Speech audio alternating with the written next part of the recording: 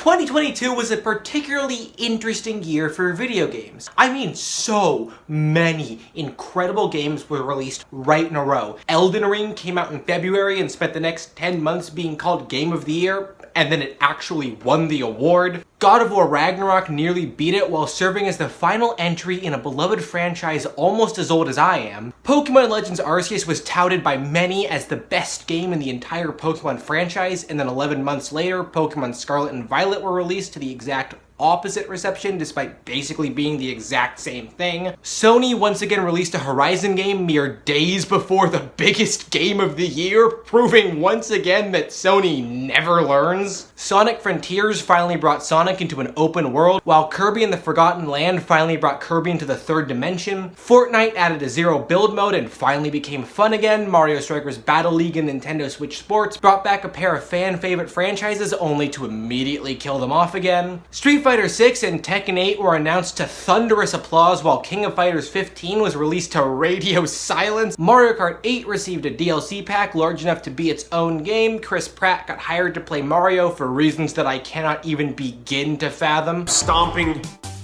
Koopas. Gotham Knights proved that it's actually possible to make a bad Batman game. Lego Star Wars The Skywalker Saga proved that having an open world doesn't automatically make your game good. Splatoon 3 proved that you don't need to reinvent the wheel to make a good sequel. And Xenoblade Chronicles 3 proved that Xenoblade fans are just happy to be included. As for me, I spent the year mostly focused on playing games for older systems, specifically the Wii, PS Vita, and Nintendo DS, and as a result, I did miss out on a lot of the games that really shaped the industry during 2022. It pains me to admit it, but I didn't play Eldin Ring, God of War Ragnarok, Bayonetta 3, Sifu, or Xenoblade Chronicles 3. But I did play Michael Jackson, The Experience, Danganronpa 2, Cooking Mama Cook-Off, and Hello Kitty Big City Dreams, so clearly my priorities were in order. Yeah, so in terms of playing games that actually released in 2022, my year got off to a pretty rough start and I missed out on a lot. But eventually I recovered. Eventually I started to catch up, and eventually I was very, very impressed by a lot of what I actually played. So with very little further ado, here are my favorite games from 2022.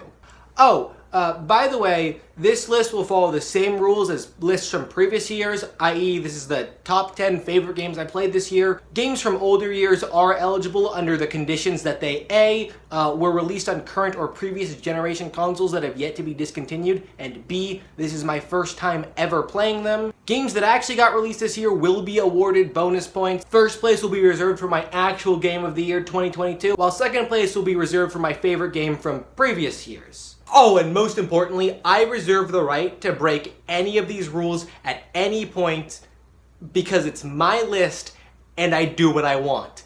Kiss my ass and cry about it. With Sonic's reputation perpetually in the gutter, it can be very easy to forget that Sega is actually capable of making good Sonic games. And despite all odds, Sonic Frontiers does manage to be a genuinely good Sonic game. It's far from perfect. The open world is generic and empty, the collectibles aren't well thought out, and the game could really use a little more diversity in its cyberspace levels. But despite its many flaws, Sonic Frontiers still manages to be one of the most fun games I've played all year. Putting this big blue bastard in an open world environment sounded like a ridiculously terrible idea, but I cannot even begin to describe the level of happiness I felt while rocketing through the vast open spaces of Sonic Frontiers. And that's far from the only thing I enjoyed about this game. Mastering the cyberspace levels, listening to that bopping soundtrack, experimenting with the combat system, watching some of my all-time favorite characters finally start developing again after spending so much time being stagnant. Fishing with Froggy's husband. I mean, there are just so many moments in this game that I can only describe as a joy to experience. When information about Sonic Frontiers was first revealed, I wasn't a fan of the direction the game seemed to be taking. It just wasn't what I wanted from any Sonic game. But now that I've actually played the damn thing, I am nothing if not excited for the future of the Sonic franchise. Mario Kart 8 is a game that came out in 2014. Mario Kart 8 Deluxe is an enhanced re-release that came out in 2017. Prior to 2022, I played one single race on a friend's copy in 2019. By By all intents and purposes, Mario Kart 8 Deluxe absolutely should not be eligible for this list. But then Nintendo announced the DLC pack, doubling the number of courses and essentially giving us an entirely new game for only $25 extra. Now that is a deal that even your wallet would thank you for. Hey! Mario Kart 8, you a bitch! Needless to say, I finally got my hands on a copy, and I had the time of my life. Now, Mario Kart 8 Deluxe has always been an incredible game. The average person can figure that out just by looking at the title. Wait, I don't get it. Oh.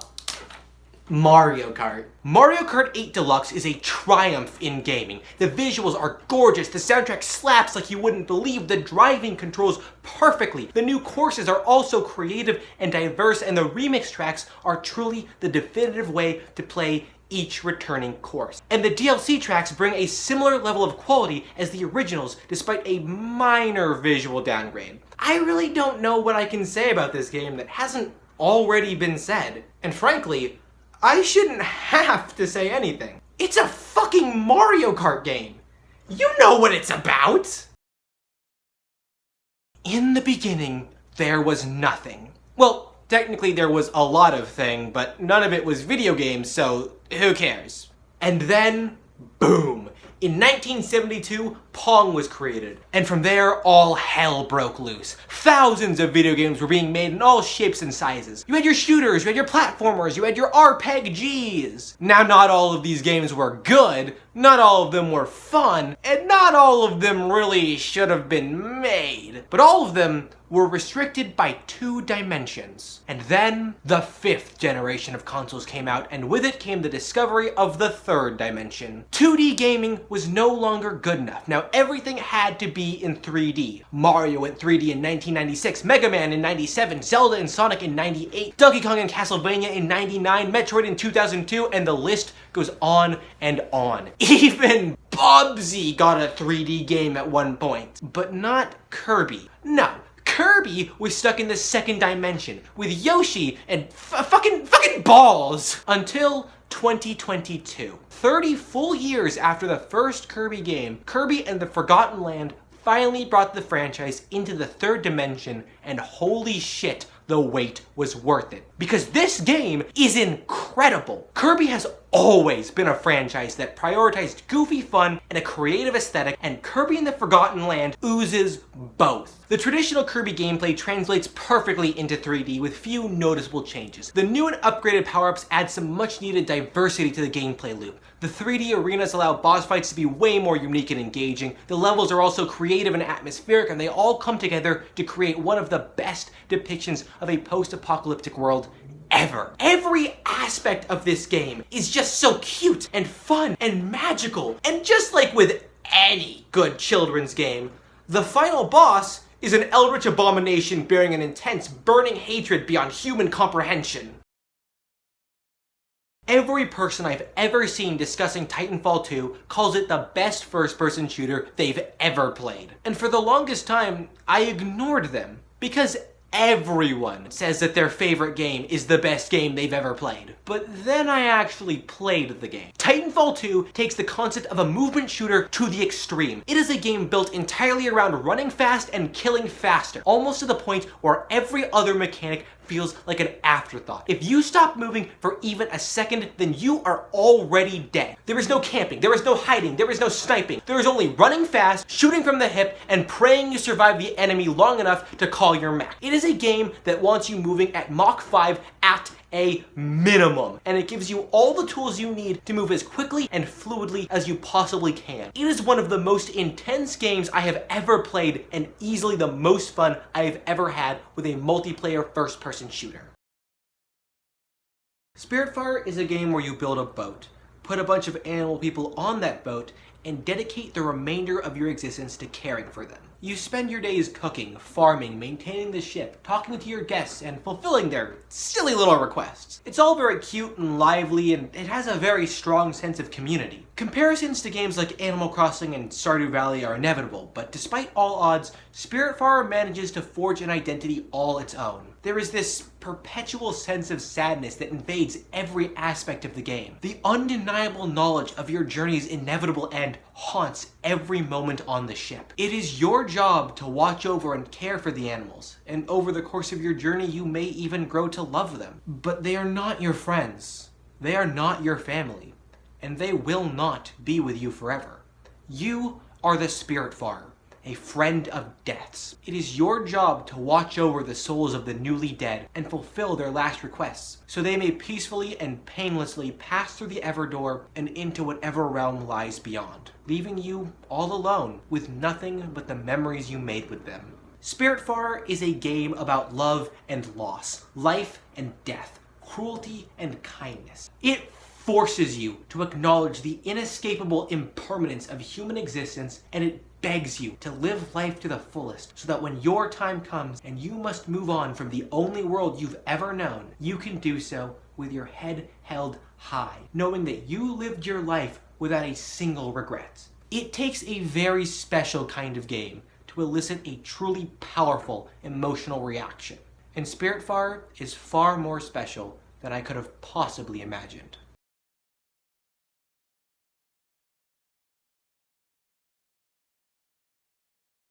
Neon White is a very unique kind of game. It is a game that wants you to play it for as little time as possible. It is a first-person shooter, indie platformer, completely built around speedrunning, which means that this is an 11-hour game designed to be beaten in 52 minutes. So can someone please tell me why I am 25 hours in and I still can't stop playing this damn thing? Probably because the game is really fun, right? This is a game that mercilessly demands perfection and justifies those demands by being perfect itself. It requires you to move at breakneck speeds, fire your weapons with pinpoint accuracy, time your jumps with robotic precision, chain together ability combos with inhuman efficiency, and memorize level layouts with overwhelming precision. And if you fall short in any regard, you had best get used to restarting over and over and over. At times, it'll be annoying, tedious, draining even, but the feeling you get when you finally achieve that perfect run and get the time you were aiming for is a high unlike any other. Neon White is a game about running fast, killing demons, snorting crack, and being anime. It's like Doom, but for mentally ill 13-year-olds. You are my Sasuke, man. The darkness to my light. What? When Nintendo first dropped the trailer for Splatoon 3, a lot of people, myself included, complained that it looked too similar to the previous entry, and that there simply wasn't a reason to buy Splatoon 3 when Splatoon 2 was still playable on the same console. What we failed to consider is that Splatoon 3 could have been a top-to-bottom re-release of the previous game, and it still would have been one of the best games released this year. The other thing we failed to consider is that the Splatoon devs are not like the rest of Nintendo. They would never do us that dirty. Splatoon 3 is undeniably a brand new game and a massive step forward for the entire franchise. In many cases, the changes are incredibly subtle, but when looking at the bigger picture of this game, Splatoon 3 is a massive step up from its predecessor in nearly every way. Matches are more intense, 1v1s feel faster, the maps are way more creative and interesting, the new weapons and abilities add some much needed gameplay diversity, the hub world is so much fun to explore, the training room is such a necessary addition that I sometimes forget that it's even new. The new table turf mode is easily my favorite side mode in any video game ever. The lockers are a great addition to a franchise all about style and player customization, and the single player campaign is easily the best in the franchise. That's right, baby! It's a multiplayer online shooter with a genuinely good single player campaign. There are only 2 other games that I can think of that actually fit that description, and one of them is the game's predecessor, and the other is also on this list. Splatoon 3 is one of the only games I have ever played where I never feel bored. I never have downtime, and I never feel like I'm just sitting around twiddling my thumbs and waiting for something to happen. There is always something to do, and everything you can do is overtly fun. But most importantly, Splatoon 3 has Big Man, and I would do anything for Big Man. I just love him so much. You know what? It's kind of weird.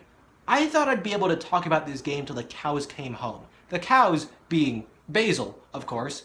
But now that I'm actually talking about Omori, I don't really know what to say about it. In fact, I don't even think I really understood everything it was trying to say to me. I certainly didn't experience everything it wanted to show me, but what I did experience was an undeniable masterpiece in terms of interactive storytelling, a veritable triumph of literature and game design, a game so refreshing and creative that it manages to feel wholly unique despite wearing its inspirations on its sleeve, with a battle system that actively encourages creative problem solving, a soundtrack capable of rivaling the best the industry has to offer, an art style unlike anything I have ever seen, a sense of humor that never failed to make me laugh, a cast of characters so animated and likable that I can't even pick my favorite, and a story that repeatedly blew my mind and surpassed my expectations. Omori managed to unequivocally cement itself as one of my favorite games of all time, and I cannot believe that I nearly spent 2 full years ignoring this masterpiece. What is wrong with me? This game definitely needs to be slapped with a couple dozen trigger warnings, and it should probably come with a safety blanket, but holy shit. If you are willing to get a little bit depressed and a lot of bit traumatized, then you need to go out right now, buy this game, play it start to finish, and then come back here and thank me for recommending it to you. Okay. I know what you're thinking. Neo the World Ends With You? You mentioned this game during last year's list.